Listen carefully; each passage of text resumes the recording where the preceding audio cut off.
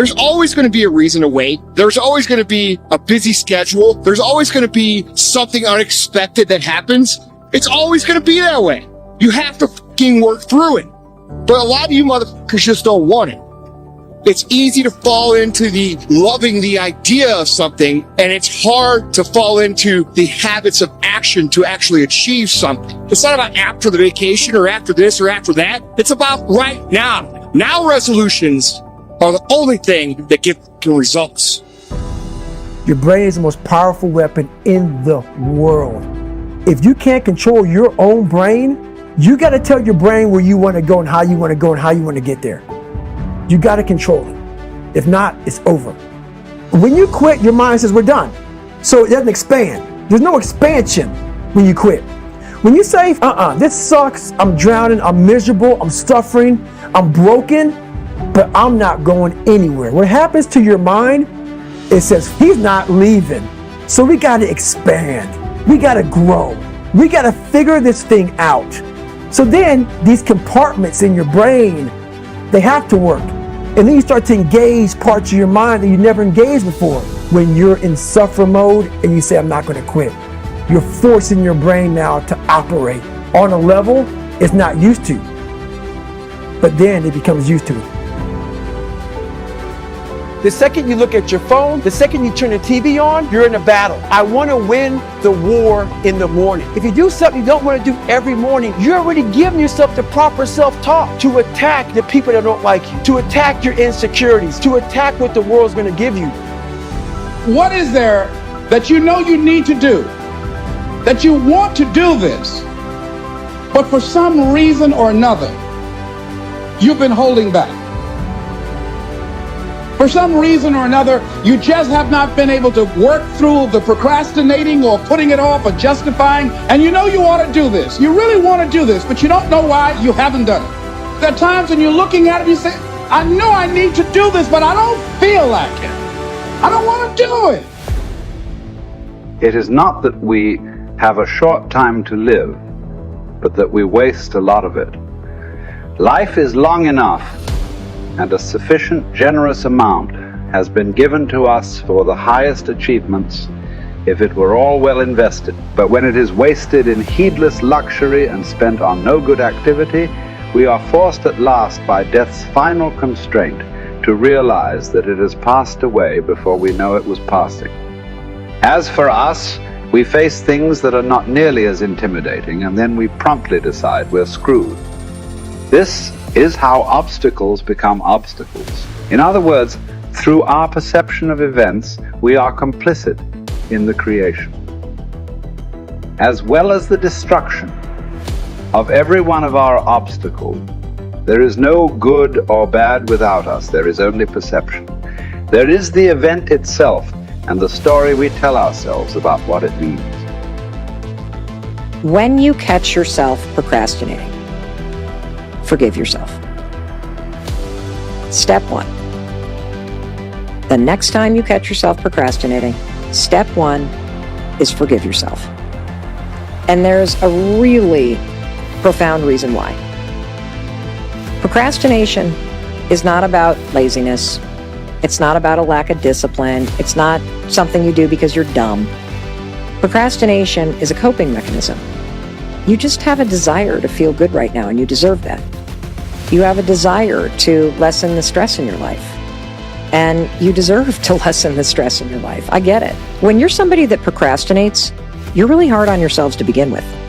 In fact, being hard on yourself is one of the major causes of why you're so damn stressed. And so taking a moment and forgiving yourself, and you've got to actually have a talk with yourself where you are sitting there like, oh my God, 2 hours just went by? Wow, I must be really stressed out. I forgive myself for just blowing off 2 hours on social media. And you know what? I can spend the next hour setting my day up tomorrow for success. The next step that you're going to take, once you forgive yourself, you got to recognize that you're doing it. Why? Because patterns and habits repeat unless you replace them. And so noticing that it's a pattern, catching yourself, forgiving yourself, that is a way we're going to break this pattern. Because the step 2, based on research, you must identify what you're stressed about.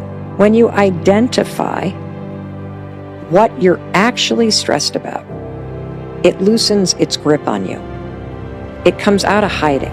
And see, I think that stress backpack is an important analogy or metaphor. If you're sitting on the couch, 2 glasses of wine in, and you realize you've procrastinated for the last 5 hours, and you've acknowledged it, you've forgiven yourself for doing it, you've acknowledged the stress that you feel because, you are in a fight with a friend or a boyfriend or whatever, what is the you that's going to wake up tomorrow morning want you to do right now? I'll tell you what that you wants you to do.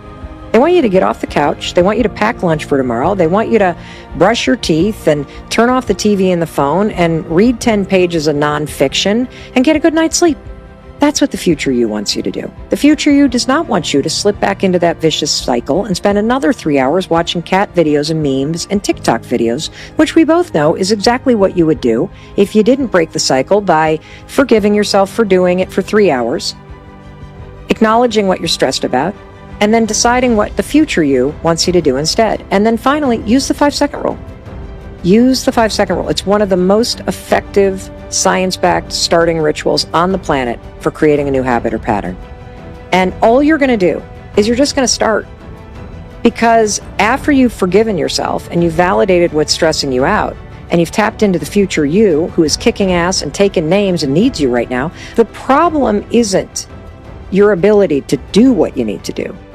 The problem is you've been trapped in this stress and trauma and nervous system triggered vicious procrastination cycle. Don't waste the rest of your time here worrying about other people unless it affects the common good. It will keep you from doing anything useful. So there are 2 reasons to embrace what happens. One is that it's happening to you. It was prescribed for you and it pertains to you. The thread was spun long ago by the oldest cause of all, the art of living. Is neither careless drifting on the one hand nor fearful clinging to the past on the other. It consists in being sensitive to each moment, in regarding it as utterly new and unique, in having the mind open and wholly receptive. When you start to lose your temper, remember, there's nothing manly about rage. It's courtesy and kindness that define a human being, and a man.